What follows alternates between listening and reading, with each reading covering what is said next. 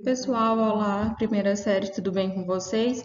Pessoal, então dando continuidade aí ao nosso estudo, né, da dinâmica, e nós vimos aí as três leis de Newton, os princípios fundamentais da dinâmica.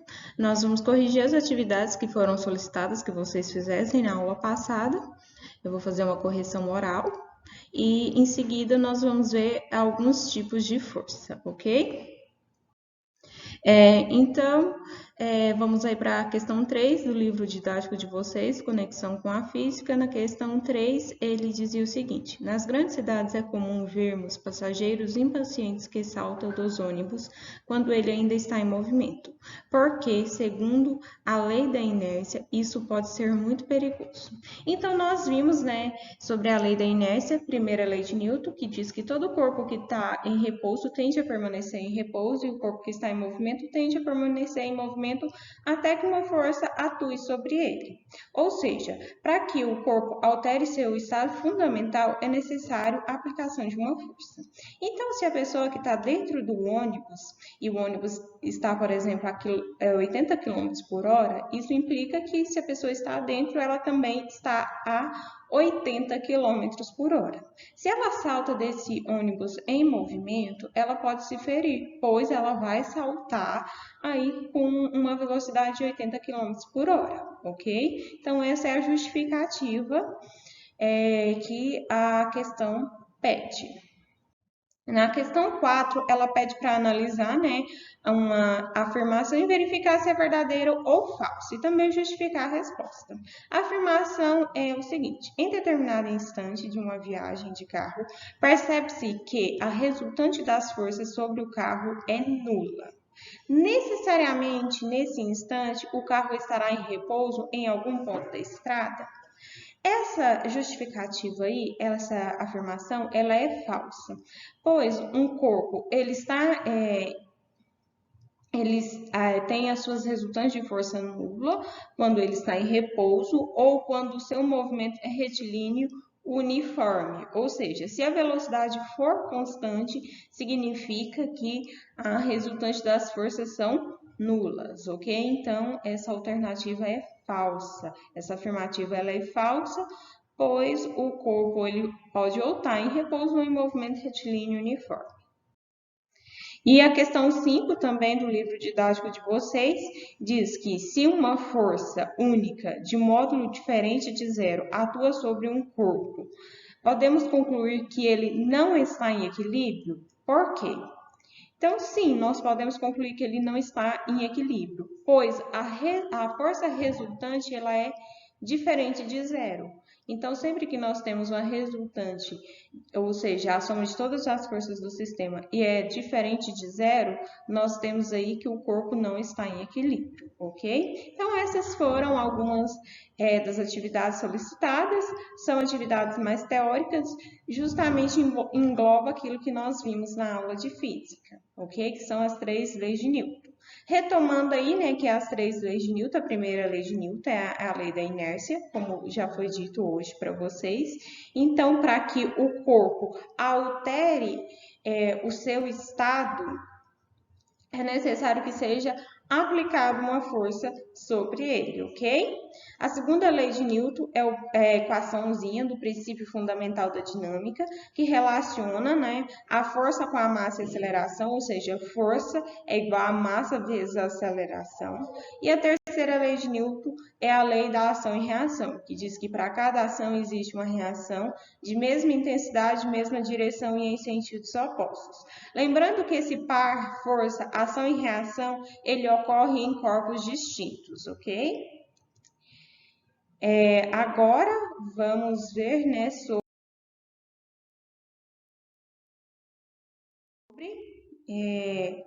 alguns tipos de força, ok? Então, vamos ver a definição de força. Então, força é qualquer agente capaz de produzir num corpo uma aceleração ou uma deformação. Então, observe aí nas ilustrações, né, que nós temos um esporte aí. Então, quando o atleta, ele arremessa a bolinha, para que ela entre em movimento, ou seja, para que ela tenha uma aceleração, é necessário que ele aplique uma força. Da mesma forma, aí nós temos aí no veículo, quando ele colide com a árvore, e também aí na aeronave, ok? Quando ela sai do solo. Então, a força é qualquer agente capaz de produzir uma aceleração ou uma deformação. Ou vice-versa, né? Então, pode também ocorrer os dois. Onde essas forças estão presentes? Então, elas estão presentes em todas as situações do cotidiano, até mesmo onde nós nem imaginamos. Então, sempre há um tipo de força. O fato de nós caminharmos, nós estarmos presos ao solo, está envolvendo uma força. O fato de levantar a colher para nos alimentar, nas mais diversas situações do nosso dia a dia, nós temos aí as forças, ok?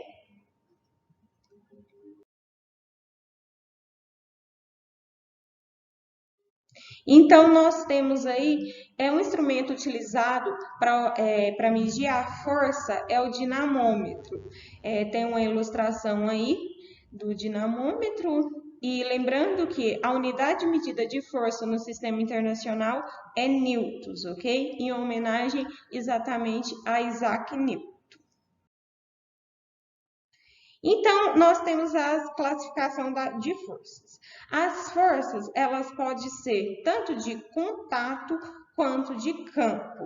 Então, força de contato, como o próprio termo sugere, né, são forças que surgem do contato entre os corpos, ok? Então, quando eu empurro a mesa, por exemplo, ou quando eu puxo um veículo, como ilustrado aí, tem um contato entre o agente causador da força e o objeto que está recebendo essa força, ok? A mesma forma quando a gente,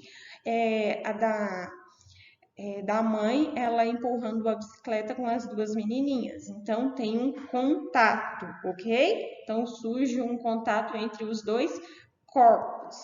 E também tem aí, né, as forças, né, de campo, que são forças que atuam à distância, dispensando o contato. Então, são as forças relacionadas a um campo magnético, a um campo elétrico, a um campo gravitacional. Como nós temos a ilustração aí, uma força relacionada ao campo magnético, nós temos o ímã, ou também a força aí, né, gravitacional.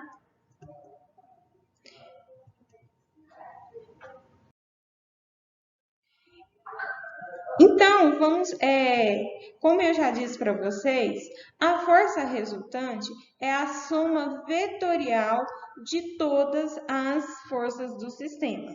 Professora, o que significa soma vetorial? Lembra que eu expliquei para vocês e retomei isso nas últimas aulas?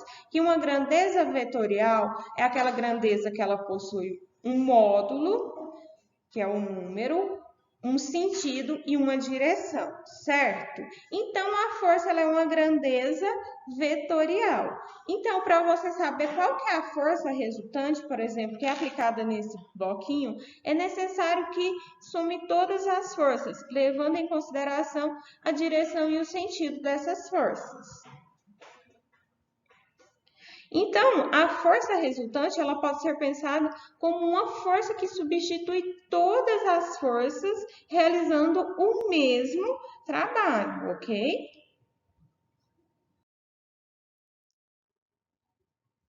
Então, no primeiro caso aí, que é o caso mais fácil, em que nós temos aí, né, que as forças atuantes na mesma direção e no mesmo sentido. Observe aí o bloquinho. Ele está recebendo aí duas forças, F1 e F2, e elas estão na mesma direção e no mesmo sentido. Então, nesse caso, a intensidade da força resultante é obtida pela força da intensidade das forças atuantes no sistema, ou seja, a força resultante vai ser F1 mais F2. Então, né, o sentido da força resultante é o mesmo das forças atuantes, pois elas estão no mesmo sentido. Mas nós também temos o segundo caso aí, que nós temos as forças atuantes na mesma direção, mas em sentidos opostos.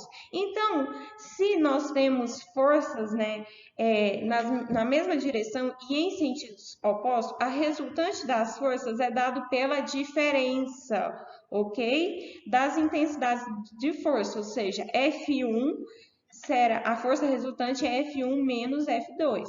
Nós vamos fazer aí a subtração. E o sentido da força resultante é o mesmo da maior força atuante. Então, nesse exemplo aí, nós temos que a força resultante ela vai estar no sentido de F1, da força F1, pois F1 é maior do que F2. E aí nós ainda temos um terceiro caso, ok? Onde as forças elas são perpendiculares, ok? Então, nesse caso aqui, nós vamos utilizar o teorema de Pitágoras, onde nós fazemos a decomposição das forças. Então, a força resultante ao quadrado é igual ao quadrado de F1 mais o quadrado de F2.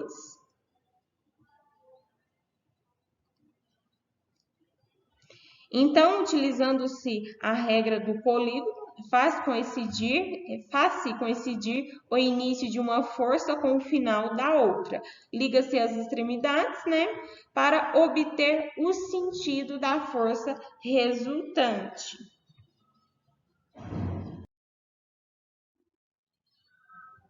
Então, nós temos aí, né, o princípio fundamental da dinâmica. O princípio fundamental da dinâmica diz, né, que a mudança de estado de movimento de um corpo é proporcional à força motora imprimida e é produzida na direção da linha reta na qual aquela força foi imprimida. Ou seja, força é massa vezes aceleração.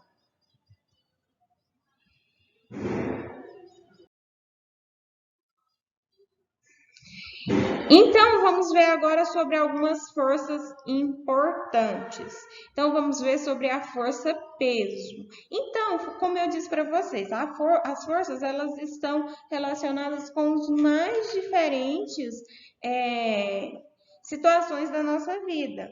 Uma dessas forças é a força peso. A força peso ela está relacionada ao campo gravitacional. Então, todos nós estamos presos ao chão por causa da existência de uma força. Essa é a força de atração do campo gravitacional da Terra, que nos puxa na vertical para baixo, com a aceleração gravitacional. Peso é uma força de campo que atua no campo gravitacional de um corpo celeste, que tem sempre o mesmo sempre o sentido de aproximar o objeto que está sendo atraído para o centro do corpo, ok? Então, matematicamente falando, o peso é a massa vezes a aceleração da gravidade. Vamos ver outra, então, sempre a força-peso, ela sempre vai estar apontada sempre na vertical, para baixo. Outra força importante é a força normal. É a força de reação de uma superfície que uma superfície exerce sobre um corpo nela apoiado, ok? Então, sempre que um corpo está apoiado sobre uma superfície, nós temos aí uma força normal. Ela sempre tem aí um ângulo de 90 graus com a superfície. Ela sempre vai estar perpendicular com a superfície. Então, nós temos aí a força normal, ok? Então, em casos, né, em deslocamentos horizontais ou repouso, a força resultante nesse caso é zero. Então, observe aí que ela, se ela for na horizontal aí, ela vai se anular com a força P.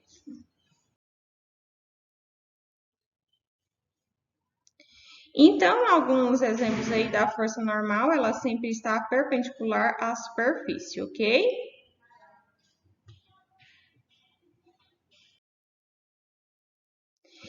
E também vamos falar da força de tração. A força de tração é a força aplicada pelos fios, cordas, tirantes, cabos para puxar um corpo, ok? Pessoal, então é isso. Muito obrigada pela atenção. Qualquer dúvida, eu estou à disposição, certo? Beijos, tenham uma boa prova. Não esqueça de comentar no vídeo o nome de vocês, turma e série, ok? Responder a frequência também. Tenham boas provas. Beijos.